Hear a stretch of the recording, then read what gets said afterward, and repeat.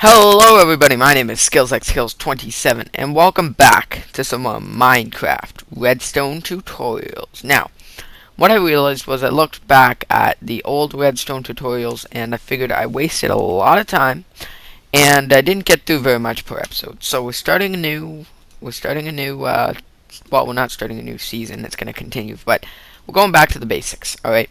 Now, to start it off, what I would like to do is introduce the items that are associated with redstone. Now, as you know, there's a lot of items that will be able to be designated and associated with redstone, but any item that is able to emit a redstone signal, I will have right here. So, to avoid that, that was just kind of a light thing. So basically, the redstone block will emit a redstone signal. Pretty simple, right? Comparator that can detect a redstone signal and emit a redstone signal. The levers, when you flip it on, it emits. When you flip it off, it doesn't. Okay? And levers are pretty awesome because they can go anywhere you want, right? Tripwires must be combined with string, and whenever somebody steps on the string, then it emits a redstone signal. Redstone torches, these guys emit a redstone signal to an associated redstone, like that, or any type of block on top of it, like that. Right, now the block that it's on, however, won't. We'll get into that in a minute, alright? And then there's these buttons which will power the block it's on. So for example, we do that and we can see it powers. Cool. Now we've also got these pressure plates, each with a different thing. Okay, now iron and gold pressure plates are based on weight. So the gold pressure, well, let's use the iron because it's less sensitive, I think. So if we start chucking items on this pressure plate, we can see it's not gonna want to emit a signal. Okay, that's what that's what the iron pressure plate is all about, and the gold pressure plate, the weighted pressure plates, which means they're only going to go off when a certain amount of items are on them. So if we do go to dirt and chuck a bunch on there, still no signal. Bunch more. Oops. Still no signal. A bunch more. Still no signal. That's because we need a comparator. A comparator. See, the thing is, it's not going to just emit a redstone signal based off of how many items. What it'll do is, the way it'll work is it'll use a comparator. That's not good. Just get rid of all this junk. Use a comparator, and the comparator will measure the weight of it. So we go and throw a stack of dirt on it, then it'll emit a stronger signal for how many items are on it, right? So we throw more than a stack of dirt. So throw a bunch of stacks of stuff on here. Then it'll start emitting a stronger signal. But we'll get into that later. Okay, so redstone signals. How do they work?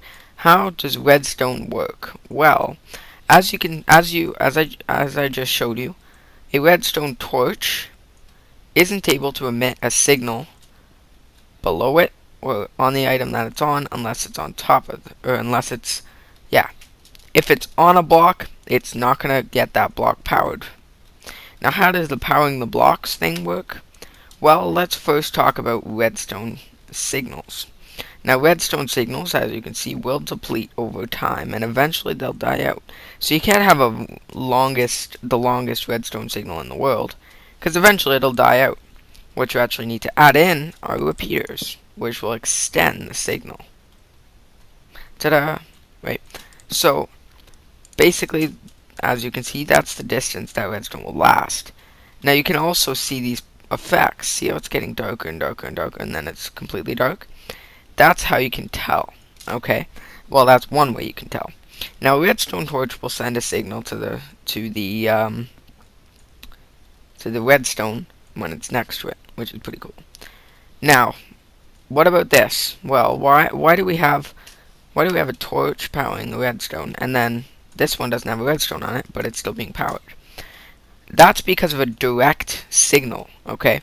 Now, the direct signal is a signal that will power a block. And when a block is fully powered, it can power anything touching it as well. Okay? So, for example, if we put a lever in the middle, the lever is able to power the middle block. And because the middle block is powered, it can power any block next to it. Pretty cool, right? So why don't we take a look at this? By doing a direct signal into this stone, the lamp is able to be powered. This is a way we can do lighting on a wall. So for example, this is our wall. You can't see anything except for this popping out, but it's still working, right? And it's covered up completely. Pretty cool, right? Now, what about this? Why isn't the lamp turning on? That's because redstone will only connect to other redstone signal materials. So as you can see here, it's connecting to the repeaters, but it's not connecting to the lamp. Why? Just because it's only going to be able to connect to that stuff.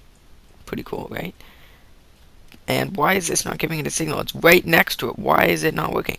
Because again, redstone works in a way, basically it can give a direct signal by pointing directly at the block, or it can give a signal which basically it leaves behind on a block. So if you were to put, I think I have it somewhere around here. Here it is. If you were to put redstone on top of a block, it'll power everything. It'll power the block it's on, it'll power, and it gives it a direct signal.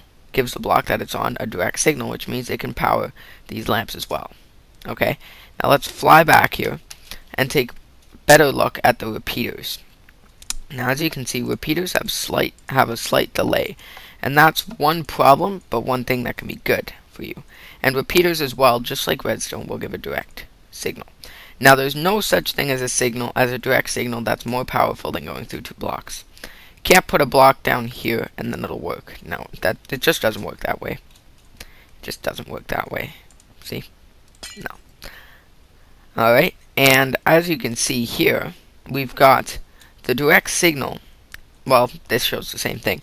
It won't go through multiple blocks. So it's just going to go through this block, direct signal, and then this block is receiving its signal, but nothing else is helping. Alright? Now over here, we can see that the lever gives a direct signal. We can see that the button gives a direct signal, but again, the torch doesn't. The block that a torch is on will never give a direct signal, but the block above it will. Or per se, a piece of redstone will. Not the block above it, or not the any blocks that it's on. What about if we have a block next to it? Nope. It has to be above it. Just think of smoke. Let's say its signal is smoke and it goes up, right? The smoke isn't going to go sideways and hit this. Whoops. Smoke isn't going to go sideways and hit this and give it a direct signal. No. The only way for it to get a direct signal is above it. Now, a regular signal, let's see. Is it able to give a regular signal? Let's see. Let's just grab some. Not like that. No. Only next to it. Never the block that it's on. See, next to it, it gives not a direct signal, but a signal. Period. But again, never the block that it's on. Never. All right. Now, same thing here. This one's not powered, but this one is powered. Now, the redstone block has a direct signal, so it's not able to give out a direct signal, as you can see, but it has a signal, so it always has a signal on, but it's not able to give out a direct signal. And as you can see, blocks that redstone is on will get a direct signal. Alright? Now let's fly over here and let's move into ticks. Okay? Now if you've been watching videos for a while, you'll know that Minecrafters, talk a lot about ticks. Now, what you'll notice a lot of the time is what'll happen is people will see ticks and they'll talk about day ticks or redstone ticks, right? Or time ticks, right? So Minecraft time ticks or day ticks or night ticks or whatever you want to call well, basically there's 20 ticks in 1 second. Okay, that means that in Minecraft there's 24 minutes or 20 minutes in a day. Okay, and there's 24,000 ticks in a day. Okay, now that means that 20 ticks, each repeater counts as a tick, is a day. So this would be, a second. So this would count as a full second. But wait a minute. Let's press the button. That didn't seem like a second. Let's count it. No, that's 2.2 seconds, in fact. That's because repeaters each will give it one extra tick. Yes, that's true. But Minecraft redstone ticks are different from Minecraft day ticks. So we look at this. This is 10, and that's about a second. It doesn't last for a second. It lasts how long that button lasts. But to figure out how many ticks are in a day, look at that. 10. That's about a second. Or how many ticks are in a second. I keep saying day. And see, as you can see, we can power that pretty easily, right? And that. Wait, but why does that one last longer? Whoops. Yikes. Let's take a look again.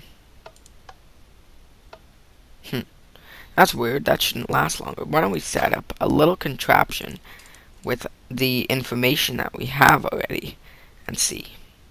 Put a button in the middle. Why did that one start later and last longer? Well, they're receiving the same length signal. The only deal is that this guy, as you can see, if you right click it, it'll move up. So that gives it more ticks. So that's 1 tick, that's 2 ticks, that's 3 ticks, that's 4 ticks. So each repeater can go up to 4 ticks. Now, as we can see, you can think about it, well, if that's a delay, if repeaters give a delay, can't you make an unlimited signal like this? Well, of course you can. Just like that. Unlimited signal. How do you break it? Well, you do this. Now, do you see how that works? Basically, what's happening is the signal comes, and by the time, because it's going so slow, by the time the button stops, and by the time the signal is over here, it's still going over here, and it's still going and going and going, and because there's no signal here to stop it, it's just going to loop around again and keep going and going and going. We can make this a lot smaller by doing this. That's the smallest you can get. And once again, stop it like that. Now, the button, how do we figure out how long the button's lasting? Well, that's pretty simple. All we have to do, is count how many repeaters are on. Because that'll count how many ticks the button will last. See if you can figure that out. I'm going to leave that one to you. Okay? Now, let's move on to clocks, because as you can see, this is called a clock. Basically, where it's an unlimited signal, right? It goes on forever. Because the way this works is if you have a dispenser, or a dropper here, or a dispenser here, and you put some blocks in it, then it essentially, you actually have to give it a signal, that's true. You can do this. It essentially receives a signal each time. So you can have this endlessly dropping items with a signal like this. So that's why they're so very useful. And that's why we use them all the time when we do redstone. Now there's other types of clocks like this clock. However, wait a minute, what just happened? That's because this signal over time will catch up to that and it just becomes blank. It burns out pretty much. So basically what will happen is each time it receives a block update, which we'll talk about later, it will turn on for 8 ticks. Now this can be extremely useful. Now how do we stop that? We can just pop that lever down. Now there's another way we can do this, okay? Now before we get into another way, let's check. I want to see, let's not throw stone in there, let's throw dirt. I want to see how long this is going to last. Well, basically, you hook up a dispenser. And how many items get picked up? 58. So good. So we go pick up 8 items. That means there's 8 ticks. Alright. Now, let's move on. There's another one here, which receives a block update and it goes 8 times.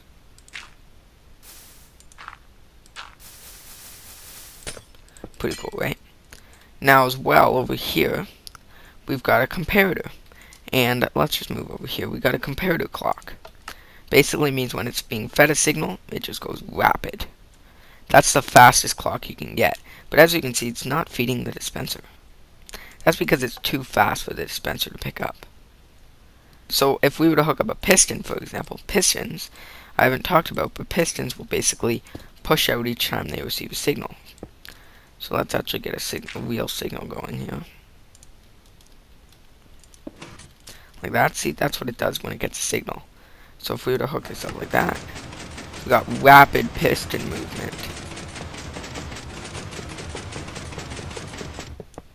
And as you can see, what happened? It stopped. Pistons actually have a length limit. They can only push blocks a certain length. So if we were to go ahead and break one at the end, it'll push again.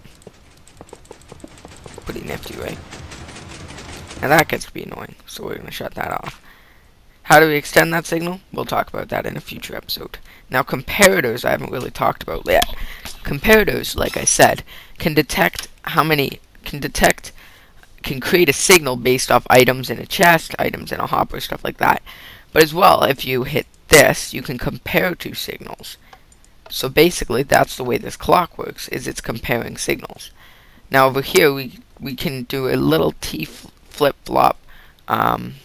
Well, not a little T flip-flop. Basically, it's a little system where when it's saying it's off, then this light goes on. When it's on, this light goes off, goes on. Right. So it's not a T flip-flop. Or is it? Nope. It's not a T flip-flop.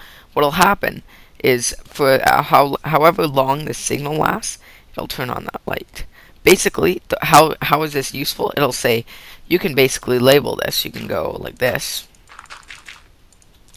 And you can put down, per se, a label over here saying signal off. And a label over here saying signal on. And then you can hook this up pretty easily by doing a little bit of redstone. Like so. And you can say, okay, push the button. Oh, signal's on, signal's off. Signal's on, signal's off. Signal's on, signal's off. Pretty cool. Pretty basic, but pretty cool. Now, and that's it for today's episode. Okay? That's all we're going to talk about today. I know I went on for a while, I rambled on for a while, but that's the way Redstone's going to be. Now I'm going to get into more in-depth things like contraptions and such like that, but these are the basics. Now, everything that I talk about on this series, things that we can build, things like that, you will be able to know from this. I'll go through it, I'll walk through it with you. So when we go over the T flip-flop and the block detector, which basically uses block updates, or the bud switch block update detector, which is the same as this, which means when the signal's off, it'll activate, block update, activate, block update, activate. Get rid of that, block update still goes. Cool. So, we'll talk more about that in the future. Anyway, thanks for watching, guys. Hope you enjoyed. Hope you enjoyed my new intro, which I'm going to be putting on this video at the moment. And, yeah, thanks for watching. Hope you enjoyed. Like my new Let's Play. Let me know if you do. And, I'll see you guys next time. Thanks for watching. Like, subscribe if you haven't already. And I'll see you guys next time. Bye-bye.